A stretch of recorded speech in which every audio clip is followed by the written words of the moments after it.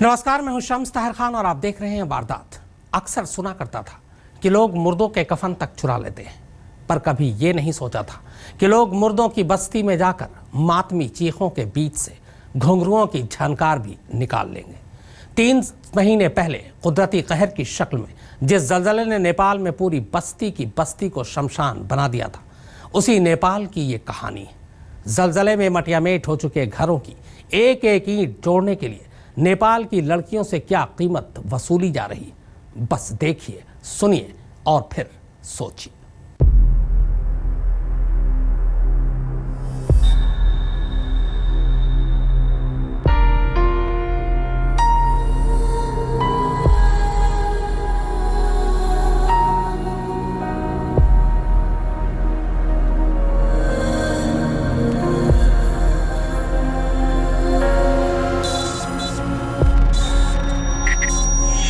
देश में भूकंप के बाद, उसकी त्रासदी के बाद काफी गरीबी है, अनएम्प्लॉयमेंट है।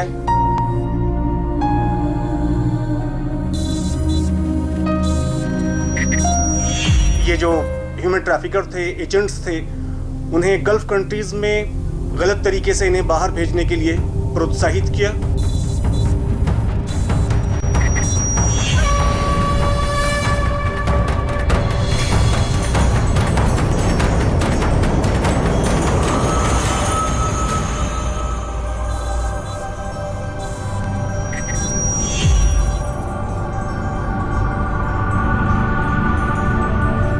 ये तबाही, ये बर्बादी, ये मातम, ये चीख पुकार, ये आंसू और मौत का ये मंजर, और उसी मौत के गुजर जाने के बाद जिंदगी से जंग की ये तस्वीरें।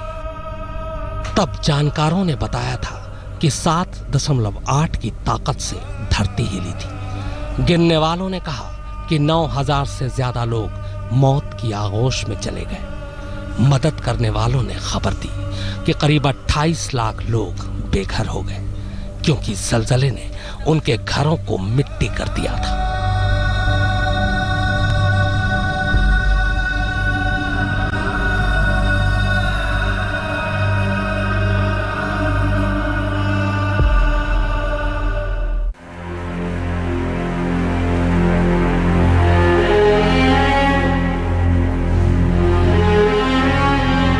कुदरत के कहर के बारे में क्या कहूं, न उस पर हम इंसानों का जोर चलता है और न ही हम उससे लड़ सकते हैं।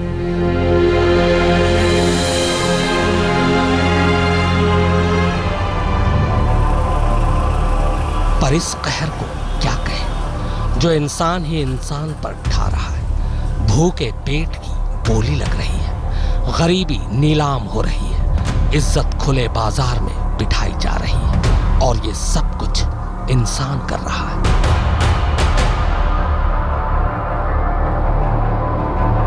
नेपाल से बाहर निकली ये वो दर्दनाक कहानी है जिसे सुनकर किसी का भी कलेजा फट जाए। कहानी कैसे कुदरती कहर के बाद बर्बाद आशियानों को फिर से बसाने के लिए लड़कियों को खरीदा जा रहा है, उन्हें बेचा जा रहा है, उन्हें हवस के भूखे इंसानों की भूख मिटाने के लिए दुनिया भर के देशों में गुलाम बनाकर भेजा जा रहा है। और ये सब कुछ इंसान ही कर रहा है, मौका परस्त इंसान, सिक्कों की झनकार का लालची इंसान। ये सिर्फ लड़कियां नहीं हैं, ये अपने अपने घर वालों की उम्मीदें हैं।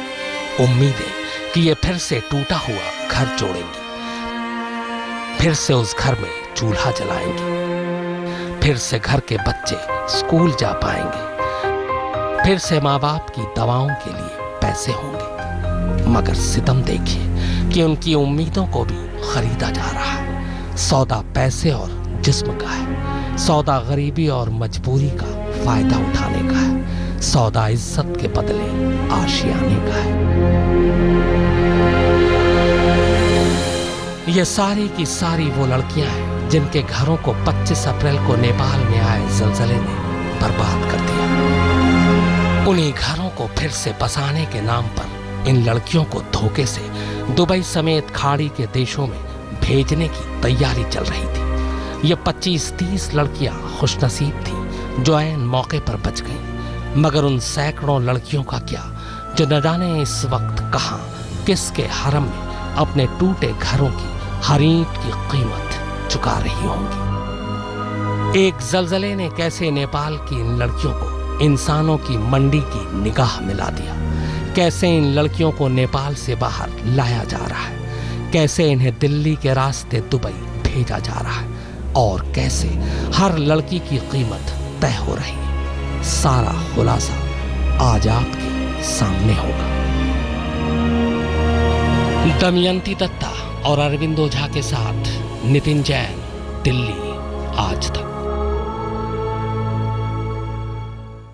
क्या आप यकीन करेंगे कि हर साल 50,000 से ज्यादा नेपाली लड़कियां हिंदुस्तान के रास्ते दुनिया भर में जिसमें फरोशी के अड्डों में खपा दी जाती हैं। सोचकर भी अजीब लगता है, लेकिन गरीबी और बेबसी में घिरे नेपाल की यही स्याह हकीकत है। वो हकीकत जिसमें मजबूर माँ बाप खुद अपने हाथों से अपनी बेटी को धंधेबाजों को थमा देते हैं। लेकिन अब नेपाल में आए जलजले ने जैसे नेपाली लड़कियों को और भी ज्यादा मजबूर कर दिया है।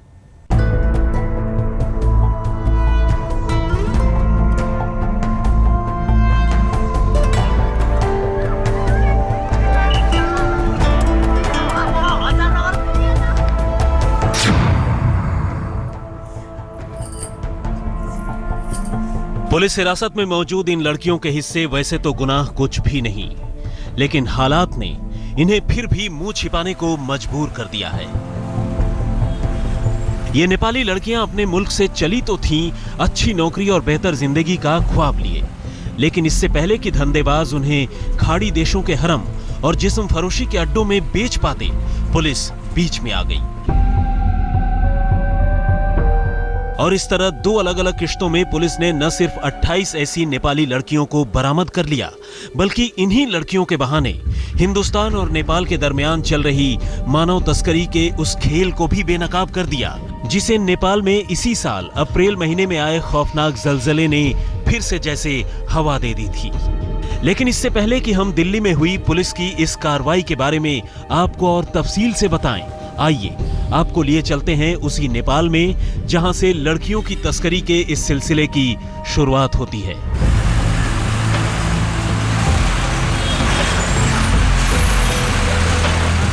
यूपी के गोरखपुर से सटा सनौली बॉर्डर, यानी हिंदुस्तान और नेपाल का वो सरहदी इलाका जहां से हर रोज न मालूम कितने ही लोग अपनी अपनी मंजिल की तलाश में एक मुल्क से दूसरे मुल्क का फासला तय करते हैं। लेकिन इन्हीं लोगों में होती हैं वो बदनसीब नेपाली लड़कियां भी जो सालों से गरीबी और मुफलिसी के चलते इसी बॉर्डर से तस्करी कर पहले हिंदुस्तान और फिर हिंदुस्तान से आगे दूसरे मुल्कों में पहुंचा दी जाती हैं। अब इन दो नेपाली लड़कियों को ही लीजिए। नेपाल के रामकोट गांव की रहने वाली ये लड़कियां बहुत बुरी नहीं तो ठीक ठाक जिंदगी बसर कर रही थी, लेकिन जलजले ने जैसे एक ही झटके में इनकी पूरी दुनिया तबाह कर दी।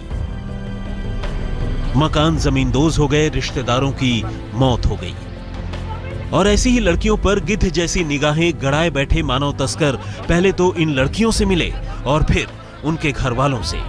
उन्हें हिंदुस्तान और खाड़ी के मुल्कों में बेहतर नौकरी और जिंदगी का झांसा दिया और अपने साथ लेकर रवाना हो गए।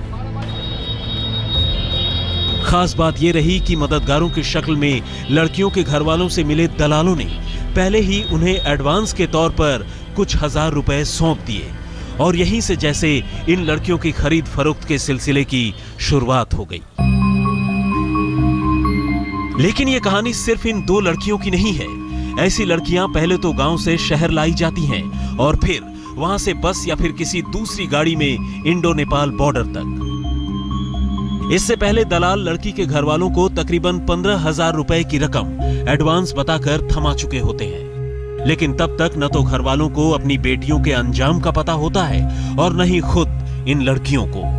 आगे लड़कियों को दूसरे दलालों के हाथों तकरीबन 25 से 30,000 रुपए में बेच दिया जाता है।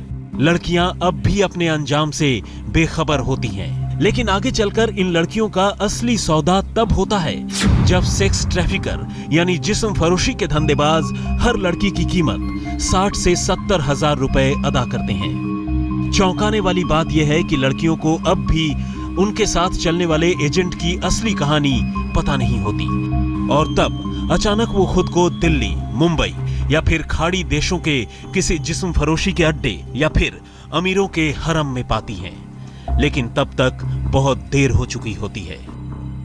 As I told you, it is an organized business. The organized business has to be crushed. It has to be wiped out. For that, you have to pinpoint who the actual traffickers are. And unless we do that, we will not be very successful.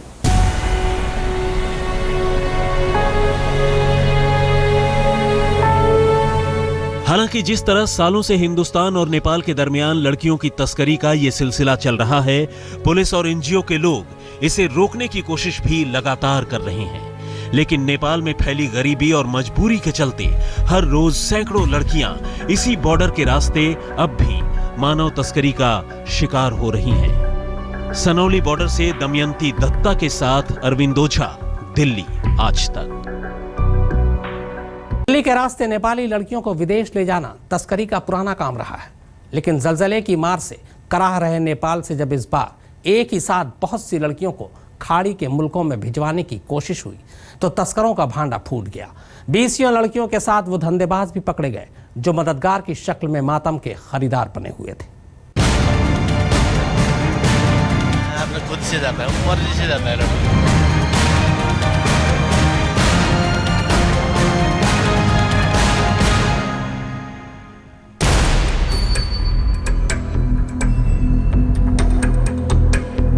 सुदूर Bharat Nepal border पर अक्सर दिखने वाली तस्करी की तस्वीरों का अक्स सैकड़ों मील दूर राजधानी में भी नजर आता है। फर्क बस इतना है कि राजधानी की भीड़-भाड़ में अक्सर इन तस्वीरों पर निगाहें नहीं टिकती। लेकिन इस बार जब इंदिरा गांधी इंटरनेशनल एयरपोर्ट की पुलिस को दिल्ली के रास्ते खाड़ी देशों में ले जाई जा रही ऐसी ही लड़कियों का पता चला तो पुलिस ने इस रैकेट को बेनकाब करने में देर नहीं की। दरअसल पुलिस ने पहले एयरपोर्ट पर रहस्यमयी तरीके से एक साथ सफर कर रही 7 नेपाली लड़कियों को पकड़ा। इन लड़कियों को फर्जी दस्तावेजों की बदौलत धोखे से जिस्म फरोशी के धंधेबाज खाड़ी देशों में बेचने के लिए ले जा रहे थे। लेकिन जब तफ्तीश आगे बढ़ी तो पुलिस के हाथ 2 दलाल, 21 और लड़कियां और एयर इंडिया के 2 स्टाफ तक जा पहुंचे। पूरे इंट्रोगेशन के दौरान ये पाया गया कि ये जो 7 लड़कियां हैं जो जा रही थी दुबई, ये एक तरह से विक्टिम है जो कि एक बड़े ह्यूमन ट्रैफिकिंग का पार्ट है और ये नेपाल से बड़े ही ऑर्गेनाइज्ड तरीके से लाया गया है, जिसमें एयर इंडिया के स्टाफ की भी मिलीभगत है और साथ में जो सिस्टम में कमियां हैं उसका फ़ायदा उठा करके इन्हें दुबई के लिए फैसिलिटेट किया जा रहा है। हम नहीं लाते थे, वो ऊपर खुद आते थे। इधर कौन आता था? लड़कियां खुद आती थी। क्या भूकंप के बाद ज्यादा लड़कियां वहाँ परेशान हो लगी? नेपाल में ज्यादा परेशानी भूकंप के बाद? उसके बारे में मालूम नहीं है। तो कैसे तुम लड़की लेके आते थे? कहाँ लेके जाते थे? दिल्ली या अहमदाबाद? वो मालूम नहीं। पुलिस ने फिलहाल एयरपोर्ट से बरामद इन लड़कियों को नारी निकेतन और दलालों को जेल तो भिजवा दिया, लेकिन हकीकत यही है कि दिल्ली पुलिस की ये कार्रवाई मानव तस्करी के एक बड़े से रैकेट का छोटा सा हिस्सा भर है। ये जाल कहीं इससे भी बहुत ज्यादा बड़ा है। अरविंद ओझा, दिल्ली, आज तक। नेपाली लड़कियों की तस्करी को लेकर यूनाइटेड नेशन पॉपुलेशन फंड के ताज़ा आंकड़े चौंकाने वाले हैं। इन आंकड़ों में जहां बड़े पैमाने पर सालों से चल रही मानव तस्करी की झलक दिखती है, वहीं वो बेबसी भी दिखती है जिसके चलते सालों से ये दुष्चक्र नेपाली लड़कियों को अपनी अस्मत बेचने पर मजबूर करता रहा है।